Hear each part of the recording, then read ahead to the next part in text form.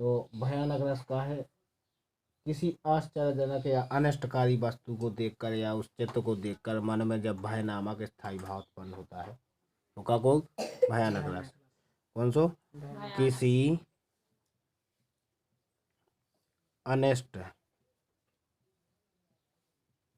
चित्र या कोई कथन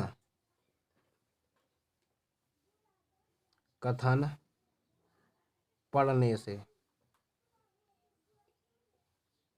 मन में भय नामक स्थायी भाव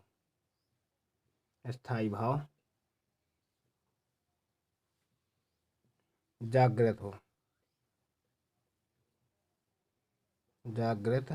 हो वहाँ कौन सा रस होता? भयानक रस होता है। ठीक, इसका उदाहरण का है एक ओर अजगर ही लखी का है एक ओर अजगर ही लखी, एक ओर मृग राय, एक ओर मृग राय। विकल बटोही बीच में, विकल बटोही बीच में परयो मूर्छा खाए, परयो मूर्छा खाए। ठीक, अब इसमें देखो एक ओर अजगर ही लखी, एक ओर अजगर को देखा, एक ओर मृग राय अर्थात एक ओर मृग को खाने वाला सिंह अर्थात शेर को देखा। विकल बटोही बीच में, विकल माने बड़ी मुसीबत में, बटोही माने राहगीर, बीच में खड़ा, परयो मूर्छा खाए, और इन दोनों विपत्तियों को देख करके वह मूर्छा खा करके जमीन पर गिर गया। अर्थात यहाँ कौन सा अलंकार है? वो रस है भयानक रस है। कौन सा रस है? भयानक रस है। क्योंकि यहाँ पर उस माने बटोही माने राहगीर को एक साइड शेर दिखाई दिया, एक साइड भयंकर अजगर दिखाई दिया। तो उसने जब ऐसा देखा तो वह मूर्छा खा करके बेहोश होकर के जमीन पर गिर जाता है। आता है इस चित्र को देख करके हमें यह प्रतीत होता है, यहाँ पर भय नामक स्थायी भाव प्रतीत होता है। तो यहाँ पर कौन सा अलंकार है?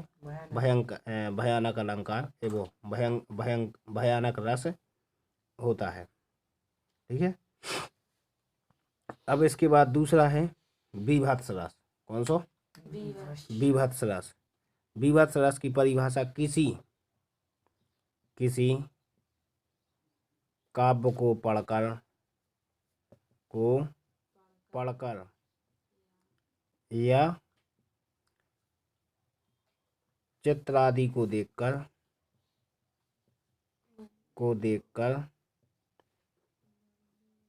जब मन में जुगुप्सा, कौन सा? जुगुप्सा या इसी को कहते हैं घृणा नामक स्थायी भाव जागृत हो। ठीक, वहाँ क्या होता है? बीभत्स रस। क्या होता है? बीभत्स रस। अब इसमें देखो इसका जो उदाहरण है, उदाहरण जो है वो कौन सा है? उदाहरण है को अंतड़ियन की फारेन पहरी माल इतरात दिखावत। को अंतड़िनी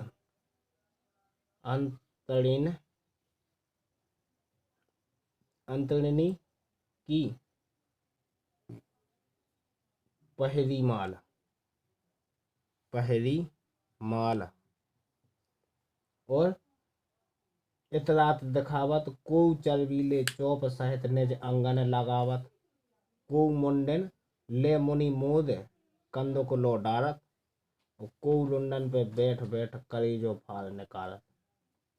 अर्थात को अंतड़िनी अर्थात को आंतों को, एक मृत शरीर की कोई आंतों को निकाल कर माल इतरात, माल माने माला, के समान अपने गले में धारण करके दिखाता है। को चर्बी अर्थात कोई चर्बी को अपनी चोंच सहित निज अंगन लगावत अर्थात अपनी चोंच से अर्थात मुँह से उसकी चर्बी को निकाल करके अपने अंगों पर लगाता है। को मुंडन ले मानी मोद कंदुक लोडारक अर्थात को मुंडन माने सिर को काट के गेंद के समान उछाल उछाल के देखता माने प्रदर्शित करता है। और को रुंडन पे बैठ अर्थात रुंड माने शरीर, कोई शरीर पर बैठ करके और कलेजो फाड़ने कारक अर्थात उसके शरीर को फाड़ करके उसका कलेजा निकालते हैं अर्थात कलेजा निकालते हैं। अतः यहाँ कौन सा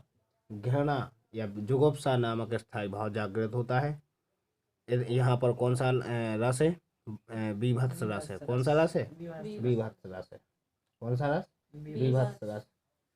इसके बाद जो हो गए अपने मेन जो रस होते हैं वो वाले हो गए।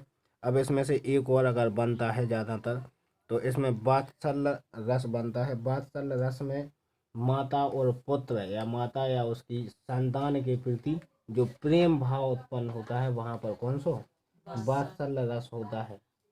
तो यह इसमें वात्सल्य रस की परिभाषा हो गई। इसमें अब अगर माने उदाहरण की बात की जाए तो कह है कि तन की दुति श्याम सरूर लोचन कंज की मंजुलताई हरे अति सुंदर सोहित धूरी भरे छवि भूरी अनंग की धूरी धरे। ये इस तरीके के क्या हो गए माने इसके उदाहरण हो गए कौन से रस के? वात्सल्य रस के। इसमें अधिकतर ये देखा जाता है कि माता और उसकी संतान के प्रति जो अगाध प्रेम का वर्णन यहाँ पर होता है। मन में जो वात्सल्य नामक स्थायी भाव उत्पन्न होता है माने पुत्र के या संतान के प्रति जो प्रेम नामक स्थायी भाव उत्पन्न होता है वहाँ पर कौन सा रस होता है? वात्सल्य रस होता है। दूसरा है फिर भक्ति रस। भक्ति रस में क्या है कि जहाँ पर देवता के प्रति अर्थात भगवान के प्रति जब प्रेम उत्पन्न हो, भगवान के प्रति प्रेम उत्पन्न हो वहाँ पर कौन सा भक्ति रस जागृत होता है अर्थात देवता विषयक स्थायी भाव उत्पन्न होता है। उसे कौन सा रस कहते हैं? भक्ति रस कहते हैं। इसका उदाहरण है पुलक गात ही सिय रघुवीरु और जी है नाम जप लोचन नीरू अर्थात यहाँ पर क्या है कि उसके गान के बाद मतलब एक भक्ति भाव के कारण कभी अपने भगवान के प्रति जाप करते हो, भगवान के प्रति अपने प्रेम का वर्णन करते हैं। अतः यहाँ कौन सा अलंकार होता है? भक्ति रस होता है। कौन सा रस होता है? भक्ति रस होता है।